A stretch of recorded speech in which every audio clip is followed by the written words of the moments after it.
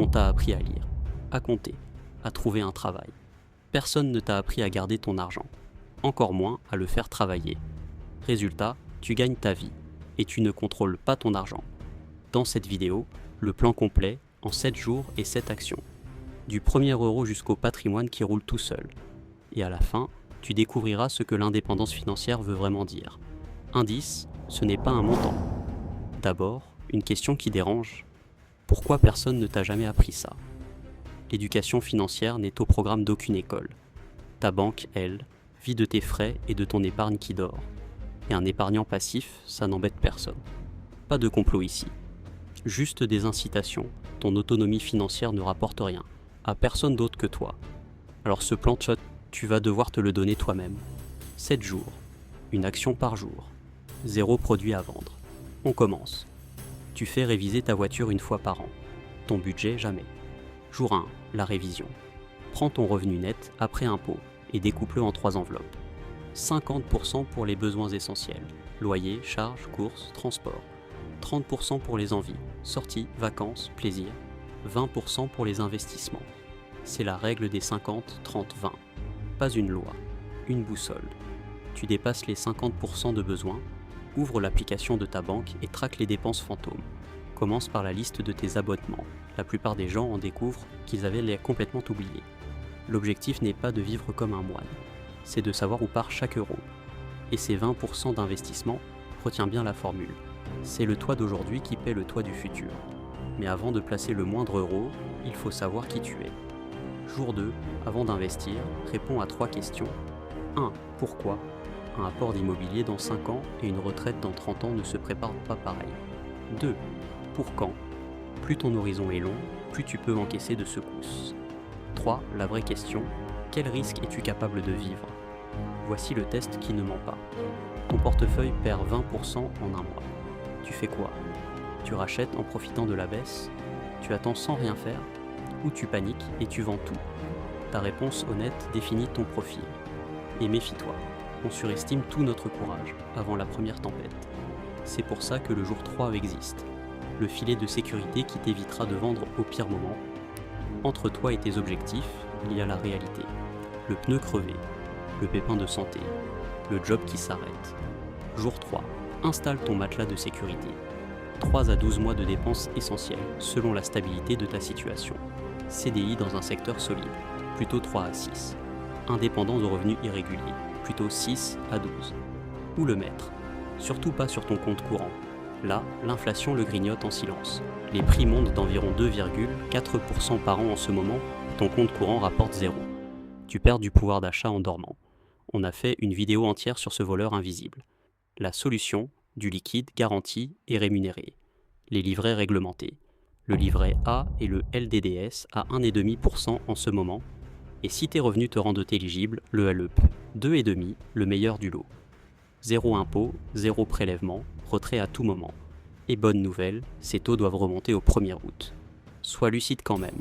Avec une inflation au-dessus de 2%, même remontée, ton livret protège ta liquidité, pas ton pouvoir d'achat. Le matelas n'est pas un placement. C'est une assurance. Tant qu'il n'est pas plein, tes 20% vont là. Une fois qu'il est plein, on passe aux choses sérieuses. La bourse. Le mot fait peur, le mécanisme est simple. Tu deviens copropriétaire des plus grandes entreprises du monde. Mais il y a 2 façons d'y aller. La première, choisir tes actions toi-même. Le stock picking. Et là, regarde ce que ça donne sur une seule année 2024 au sein du S&P 500. La meilleure action, plus 340%. La pire, plus de 60% de pertes. L'indice entier, lui, plus 23%. Choisir une action, c'est jouer à une loterie où tu peux tout rafler, ou tout perdre. La deuxième façon, acheter le panier entier. C'est un ETF, un fonds qui réplique un indice. Toutes les entreprises d'un coup pour quelques dixièmes de pourcent de frais. Pas un œuf dans un panier, un œuf dans des centaines de paniers. Sur plusieurs décennies, un indice mondial comme le MSCI World a rapporté de l'ordre de 8 à 9% par an en moyenne, dividendes réinvestis, avant impôt. Attention, moyenne ne veut pas dire ligne droite. Il y a des années à moins 40 et des années à plus 30. D'où la méthode pour ne pas jouer au devin, l'investissement programmé, le DCA. Le même montant chaque mois, quoi qu'il arrive. Tu listes imposes ton prix d'achat, tu supprimes la question du bon moment et tu vis ta vie loin des écrans. Reste une question que presque tout le monde saute, et elle peut te coûter des milliers d'euros. Dans quelle boîte ranges-tu tout ça? Voici ce que ta banque ne t'explique jamais spontanément. Le même ETF avec la même performance ne te laisse pas le même argent selon l'enveloppe où tu le loges.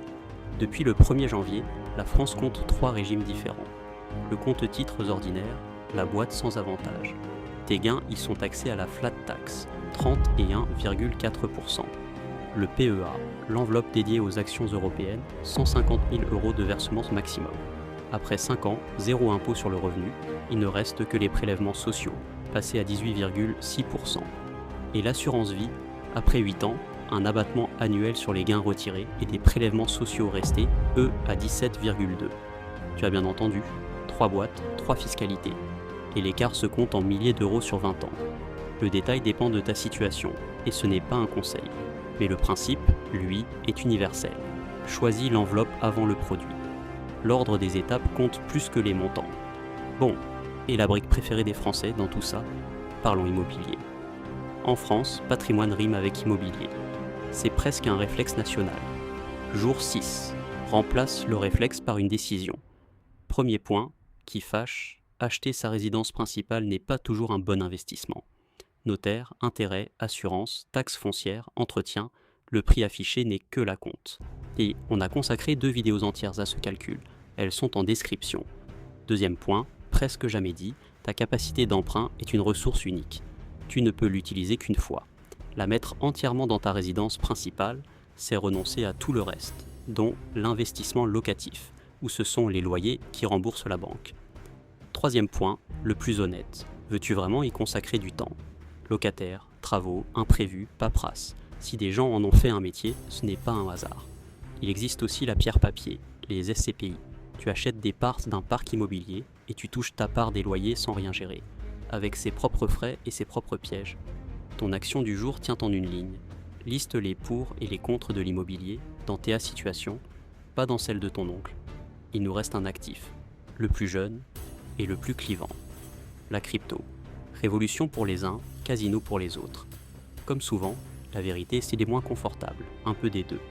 Le Bitcoin est né juste après la crise de 2008 en réaction à un système bancaire qui venait de faillir. L'idée, un réseau décentralisé, sans banque ni gouvernement aux commandes et une quantité limitée par le code. 21 millions d'unités, pas une de plus. Si tu as vu notre vidéo sur les banques, tu comprends l'attrait. Mais sois lucide sur ce que c'est, un actif jeune, sans flux de revenus et d'une volatilité extrême. Des chutes de moitié en quelques mois, ce n'est pas un scénario catastrophe, c'est son histoire normale. Dans la pratique, beaucoup d'investisseurs prudents n'en détiennent tout simplement pas. Et même les profils les plus offensifs le cantonnent le plus souvent à quelques pourcents de leur patrimoine, rarement au-delà de 10. Ce n'est pas une recommandation, c'est une observation. Personne de sérieux ne construit sa retraite sur un actif qui peut perdre la moitié de sa valeur pendant tes vacances. Et voilà, 7 jours, 7 actions. Mais il reste la question de départ. C'est quoi, au juste, l'indépendance financière? Voici l'angle mort de tous les guides. On te fait rêver d'un chiffre, le million. Mais l'indépendance financière n'est pas un montant, c'est un rapport.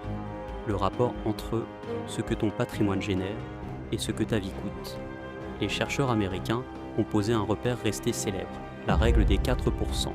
En théorie, quand ton patrimoine investi atteint environ 25 fois tes dépenses annuelles, il peut financer ton train de vie. C'est un repère théorique, bâti sur les marchés américains du siècle dernier. Pas une garantie, pas une promesse.